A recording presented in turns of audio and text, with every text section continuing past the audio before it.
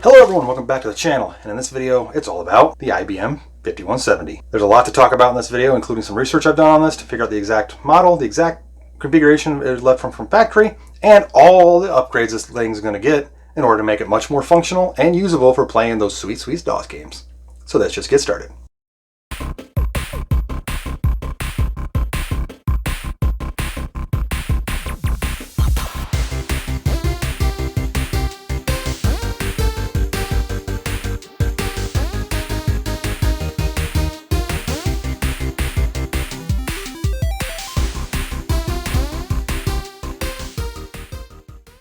So before I talk about the upgrades, I want to talk about some of the research I've done on this machine, trying to figure out exactly what it is and when it was built, because these things were built from 1984 to about 1988, somewhere roughly around in there. There was still some lingering stuff in 89, sold in 89, but I think they actually ceased production in 1987, 1988, somewhere around there. LGR, his videos that he did on his 5170 was one of the later versions. In fact, it actually natively supported 1.44 megabyte floppies and a bunch of other configuration stuff as well. This one, though, is a lot different. I have full confidence in saying this is either one of the earlier revisions, if not the earliest revision of the 5170. I say that because of the RAM configuration and a couple other things that I found on it. For starters, this thing had some sort of evidence, like paint chipped off, like something had been removed from the hard drive area, like some sort of little itty bitty thing. Doing some research, some of these that did not have hard drives actually came with an electronic load resistor that would put a false load on the power supply in order for it to power on and continue powered on. Without that load, these things were known to actually just shut off for like no reason. Apparently the later 5150s and some of the 60s were apparently prone for this.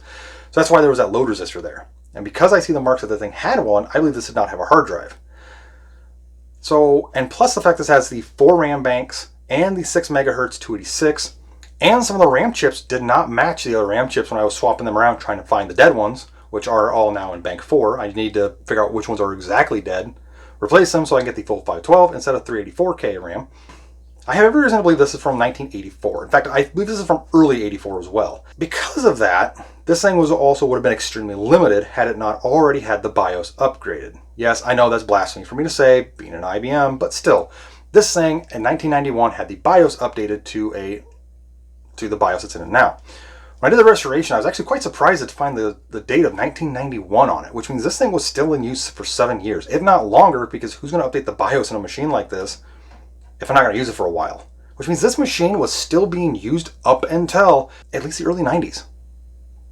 That means that this thing was going side by side with a 386 and 46, depends on where it was at. Now, the gentleman I got this from said they came from banks, so I'm assuming this thing was still being used towards the tail end of its lifespan anyway, as some sort of like either backup computer or archive computer of some kind. Now, all that being said, when you talk about the upgrades we're going to be doing this thing, because right now this thing is very challenging to run any game on it. And it's not because I'm using an XT IDE device. That's not why I'm having problems. The problem is actually the RAM. Only having 384K of RAM is very limiting in most machines anyway. But in a 286, that's extremely limiting. A lot of the games that would run great on here actually require more conventional RAM. And since I'm also using a VGA card with that ATI, VGA Wonder, it chews up more conventional RAM, meaning I don't have enough to even run things like SimCity. And in fact, there's the games that I have run on here are extremely limiting. Donkey Kong and Zaxxon are the only two that I was ever able to get to work on here.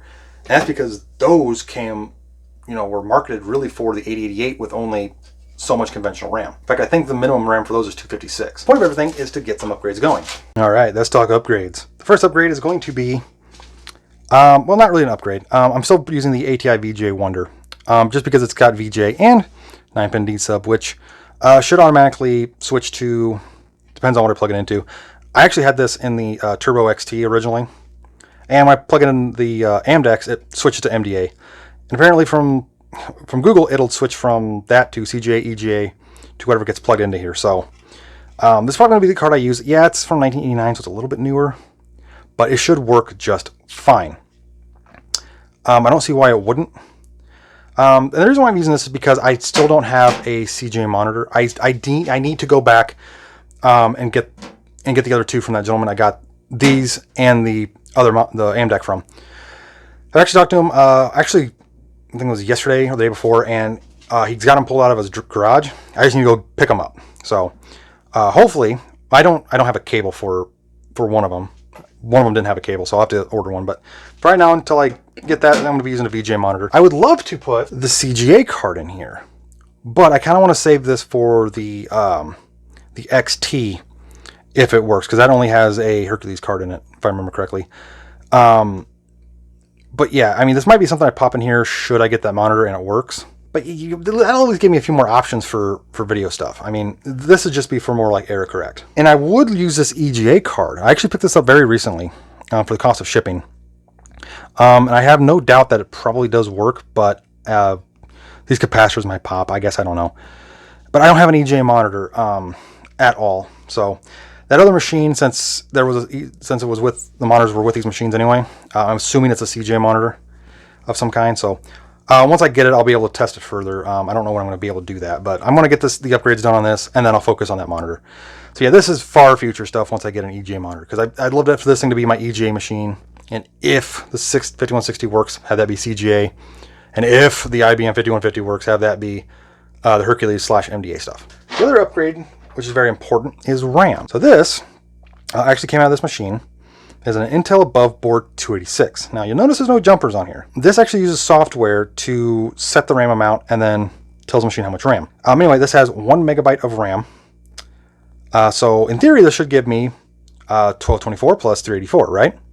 Well, here's the problem. According to the documentation on this card, it'll backfill from 0 to 640K of RAM, 256 to 640K, or 512 to 640. It won't do in 128 chunks. For whatever reason, I don't know. So I actually set the switch back down to 256. I did that ahead of time because I was trying some other stuff out anyway. But yeah, that's the next thing. This will give me over a meg of RAM. And this is why I'm glad this thing has the updated BIOS, because with the factory IBM BIOS, this card probably would not work. And I would need the original factory style 128K RAM board to get up to 640. And then the expansion board memories to get it up. So yeah, I'm glad this thing has the updated BIOS. Another upgrade. A sound card for this is kind of a moot point because this has PC speaker. Most of the games on here are going to be having PC speaker anyway, but some of the games are going to have Ad-Lib support. And, well, I need an excuse to use an Ad-Lib. So, we're going to be using the CSS audio drive. Yeah, it's a clone card, but it uses the ES1685 or 1688F chip.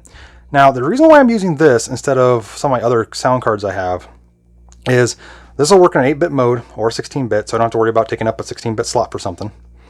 So obviously the IDE stuff is not going to work. I think I have the game port enabled. But anyway, because this card does not need any TSB or driver to function. It will just function as an Ad-Lib. I plug it in, plug in speakers, Ad-Lib. I do have a ES1868F base card, but from what I could tell when I tested with my XT IDE, it won't natively just do Ad-Lib. I need to actually install the driver, and then it'll enable Ad-Lib support by running a TSR or something. And that takes up RAM or something. I don't want to do that. I mean, yeah, I'll have over a megabyte of RAM, but yeah, I want to make sure that I don't waste too much RAM, which is kind of weird considering I'm going to be using... I would love to use this, my Ad-Lib Gold, but I need to do some restoration work on it still. I need to replace this capacitor here, and I believe it's this one.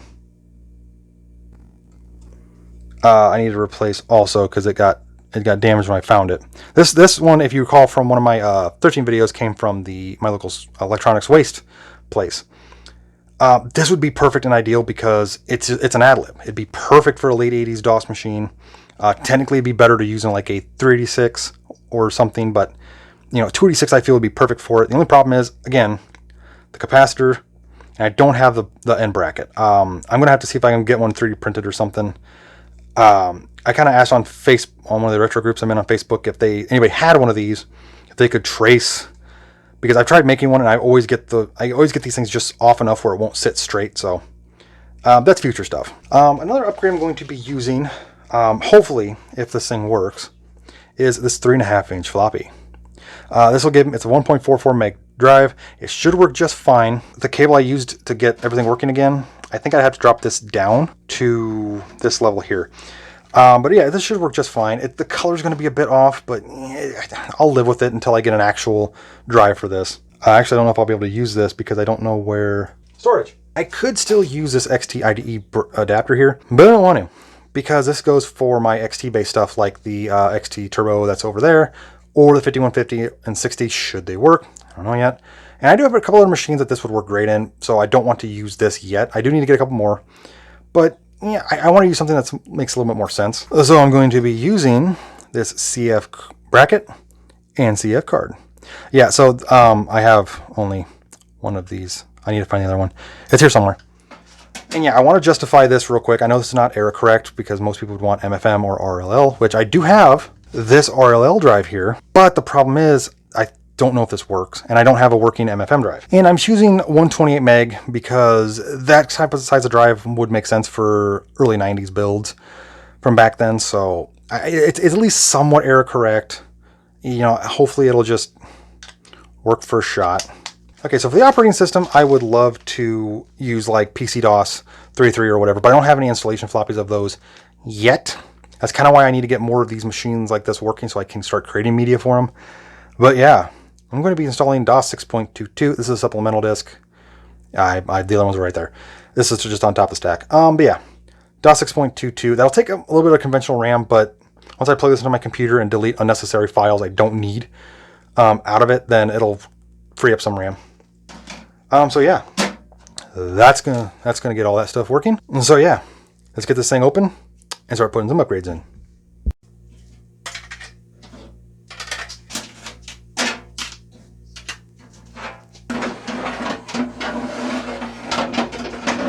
All right, and I took all the brackets out so that doesn't have to worry about taking them out later and anything. But anyway, yes, start with the CF bracket. All right, and then I need to plug this in. Is there a free one right here? Oh, there it is. Cool. Cable. Okay. Okay, that should be good for that. Next thing is I want to get the where to put you. I'll put you right next to the drives. God, that's such a long card too. Put the sound card.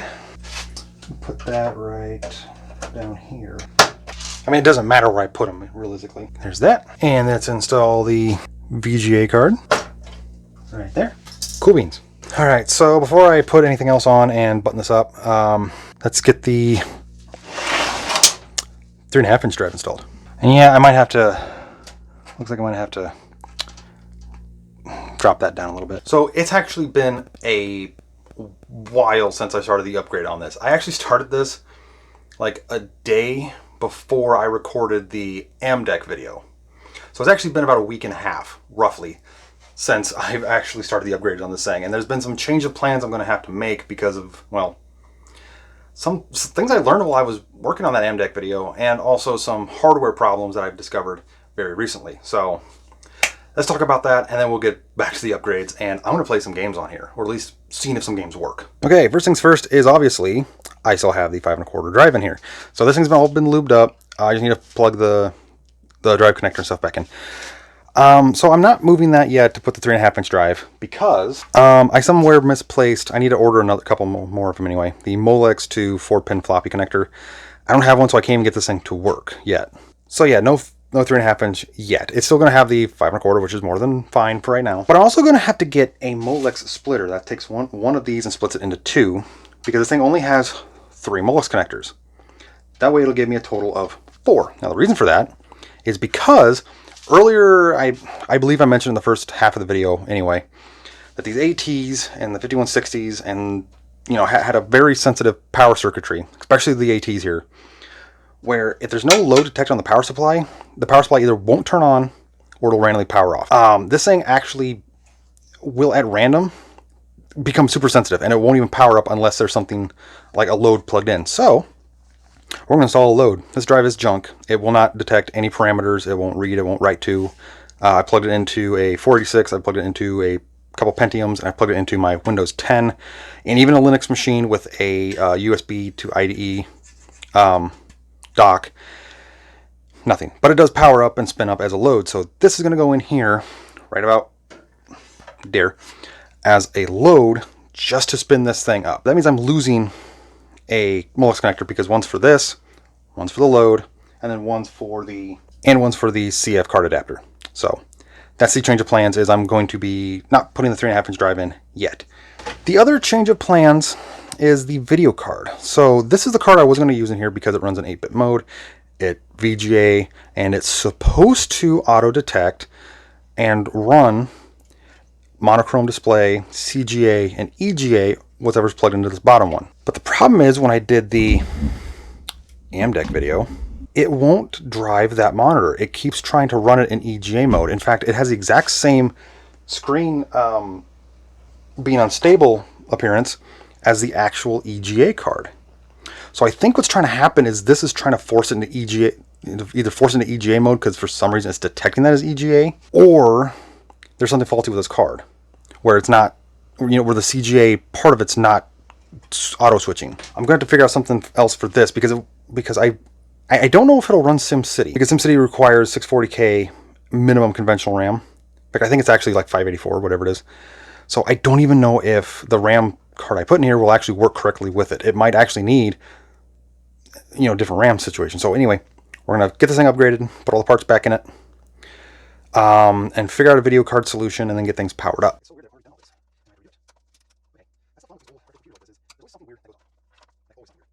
I need to find some more of these because I actually tested these rails with the 3.5-inch drive. And these are out of like a Dell or something, or one of these modern computers.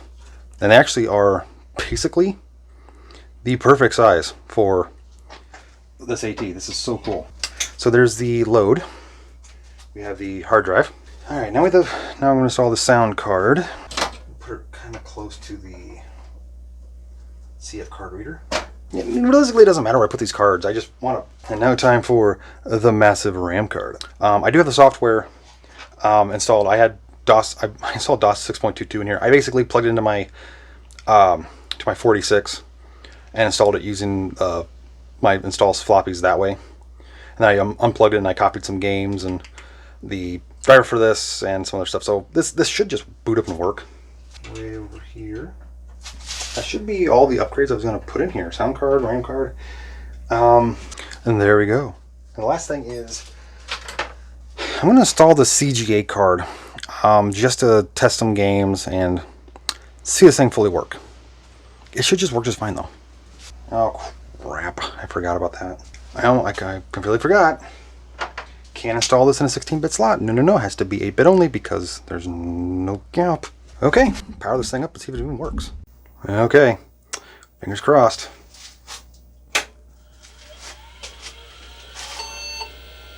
Oh!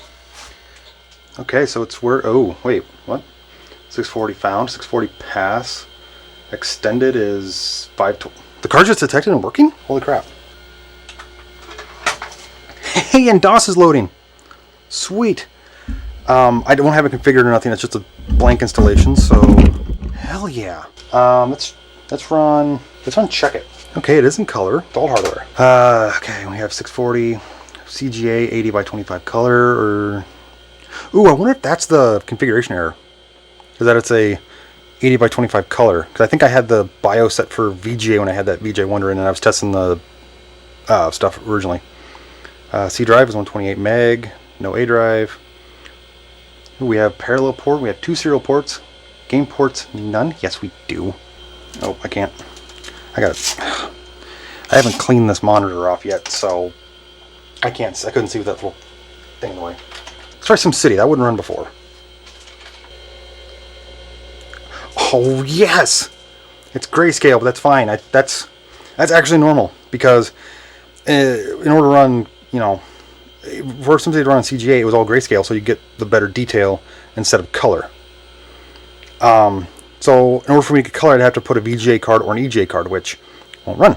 Oh, I can just use the keyboard because I don't have a mouse. Here's the oh yeah, we'll just do that. Taking a bit, but hey. Oh, that's awesome. I mean, it's so weird seeing this in grayscale because I'm so used to seeing it in color on like the Super Nintendo and DOS, or like later DOS. But oh, this is awesome. Yes. Ooh, let's try Planet X3. I want to see how that's going to look. So yeah, David Murray really did a lot of work getting Planet X3 to work on basically any DOS machine. In fact, down as low as 256K RAM. But I just want to see what happened if I just ran this. I want to see what it would do. I don't think this will run any other mode except for... I don't think it'll run Hercules either. Let's just do... I won't run composite either. Because this TV here has problems with composite. So we'll just run 1, and we'll do PC speaker. Yeah.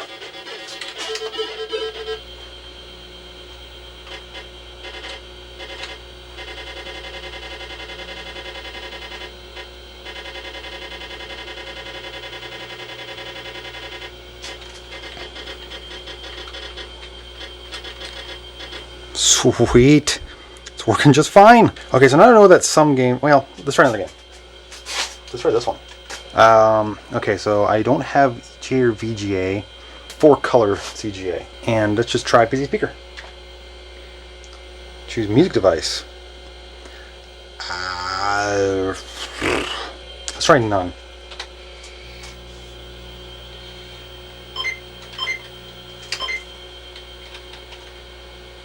Actually, that doesn't look too bad. By the way, I'm not playing the game right now. I just want to see how... Man, that looks pretty good, actually. Have a nice DOS. Why, thank you, David Murray, and whoever did the DOS port of Betsky Robots. Alright, I've got some speakers here. I'm going to flip the microphone around so that it's facing that way you can hear it. I'm going to run at least a couple games. I want to hear that the Ad-Lib is functional. So let's get the mic turned around. Okay, so if I sound a little different now, it's because the mic's facing that way. This is so cool!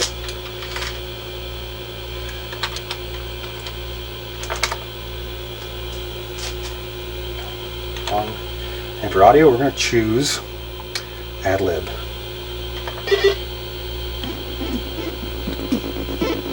Oh!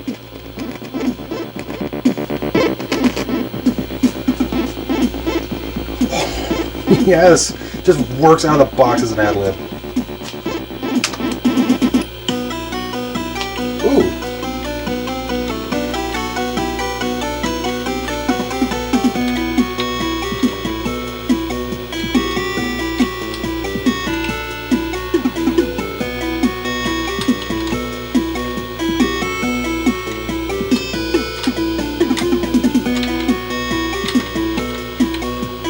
Ooh, I have Castle Wolfenstein. I don't think this will... I don't think this has Ad-Lib support, but... Oops. So yeah, it came out in 1984, right when this machine came out, so this thing should run just fine. Why are... What the heck's all this? Why is everything doubled up? Oh no! Oh my god, it's too fast for Castle Wolfenstein! This is awesome. Oh no, stop. So yeah, this thing's working just fine. Okay, so before I put the cover back on this, I'm going to pop in another video card because I found a card, I have a card that I think would work really good in this machine. So I'm going to save this to use in either the 5150 or the 5160 should one of those two work. I'm hoping they both do, but just in case, that's what this plans is. So I have two cards I want to try. I want to try the EGA card that I have switched to CGA mode. This should work just fine. I don't see why it wouldn't. So, although I do want to test it against SimCity, because apparently since this is an EGA card, and even in CGA mode, it will tell certain games, like with the BIOS, that it's an EGA card, so it'll try to run in EGA mode. I want to test to see if that's true. If it is, then I'm not going to use this because obviously I don't want compatibility issues. And it works. Cool. So I want to test SimCity out because I've actually heard on a couple forums that, you know, with this card in CGA mode, it might not start correctly. Nope. Because it's trying to load 64K of EJ memory and it can't load. Yeah, unfortunately, so I can't use this card, but because I don't want to have any compatibility issues, so I'm not gonna use that card. Yeah, that sucks. I really was hoping to use this EGA card in a machine that would have been perfect for it, but you know, with that being only CGA, and you know, I just wanted to verify that, you know, in CGA mode it would cause a problem with at least a game. And I mean, yeah, I guess I don't have to play SimCity on this, but I want to be able to in the future, and who knows what other games would have issues with that.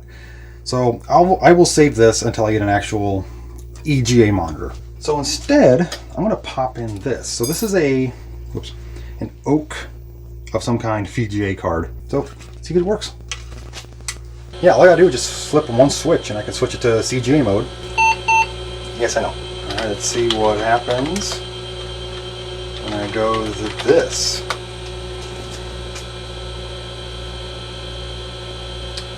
Is it even gonna load? Uh-oh.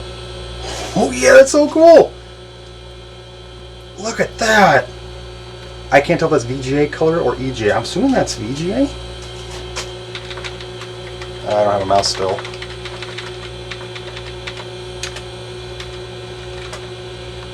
Here'sville, let's try Here'sville. Is that next to Whoville? Oh, that is so good, look at that! I mean, it's a little off center, and I don't know why it is, but that is so cool. That actually looks just almost very similar like the Super Nintendo version. I'm happy. Yeah, I'm gonna have to write a sticky note so I know what switch is gonna be for that card. But yeah, that's gonna be the card. That's gonna be the card I'm gonna use. This Oak VGA card. I don't know the exact model name. I couldn't really find it, but all right, let's try Ad-Lib. Oh, that looks cool.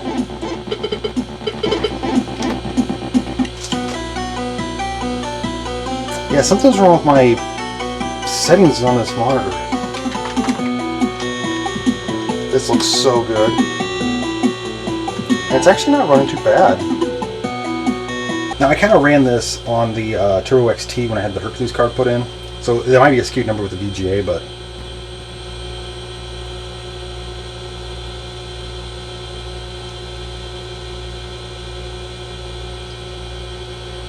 yeah, I need to go back and see what the Turbo XT tested against. Ooh. Okay, so it's...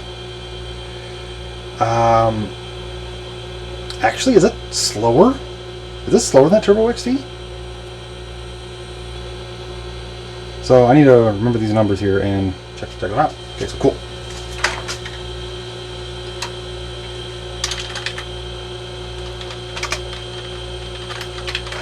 See what...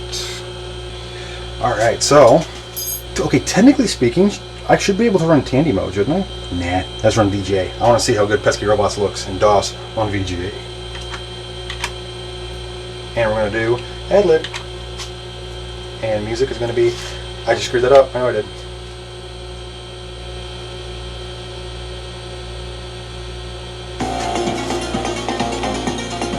Oh, never mind.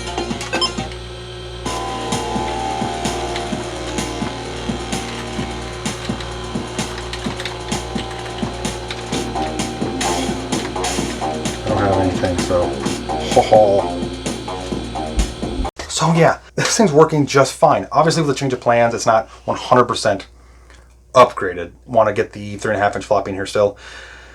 But that's going to require the adapter and that splitter. But anyway, yes, this thing is basically done. I'm really happy that everything's working. Basically first shot, the sound card worked just fine, especially with Planet X3, Pesky Robots. I really specifically wanted to test those two games because Planet X3 is just real simple to run, just a few option settings, and it'll run either run Ad-Lib or it won't run Ad-Lib if the card's not functional correctly, and it functioned just fine. Played the music and the sounds just fine. Pesky Robots, it played the sound and music without having any weird issues, both in CGA and in the VGA modes. So yeah, this thing was working actually just fine.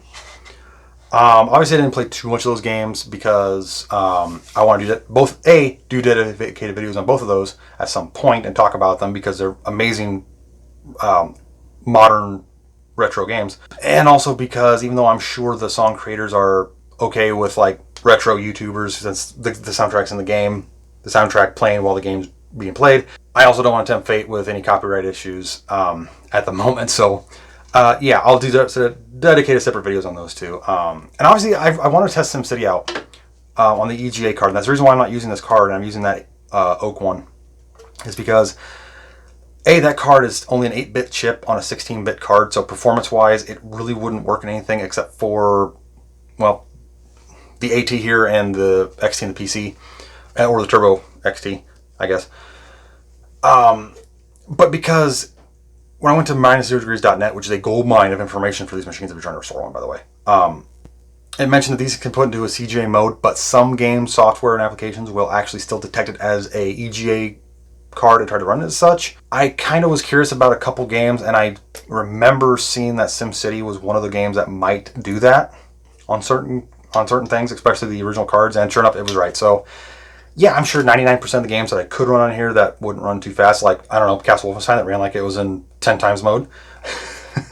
Yeah, I know that 99% of the games would probably run on this just fine, but I don't want to have any compatibility issues, especially considering this is going to be the only retro DOS PC I have besides the 486. That'll run games at a correct speed and in a correct fashion. So yeah, with that being said, I'm going to be doing some more tinkering with this thing. Seems like I can find more RAM chips, because I kind of want to, it's stupid too, but I kind of want to bump that thing up to a full 2 meg. I think that'd be sweet. And I also want to track down the actual RAM chips for it to get it back up to its full 512K. That way it'll be a 1.5 megabyte machine, which would be just overkill, but it'll be awesome because overkill is underrated. And I want to get the drive situation figured out. And at some point in the future, I want to get a Model M for this and an EGA monitor, but that's long ways out, because unless I find the actual 5154 EGA monitor or a compatible one local, I'm not going to risk shipping one. But yeah, with that being said, thank you everyone for watching this video. I really hope you liked it. If you did like it, put it in the comments if you have any thoughts or questions about the parts and hardware I put in this machine. If you want to see me run any specific games or maybe software applications, if I can find them, I'll see if I can run them on here, because that'd be kind of fun. Maybe I'll install Windows. That sounds like a headache. Like, that sounds like a bad masochistic headache. Oh god. Anyway, yeah, that means put all that stuff down in the comments. Thank you everyone for watching this video. I hope you enjoyed it. Check out the links down below for all the sites and stuff I use to get this thing going. I'll see you on the next one. Thanks for watching.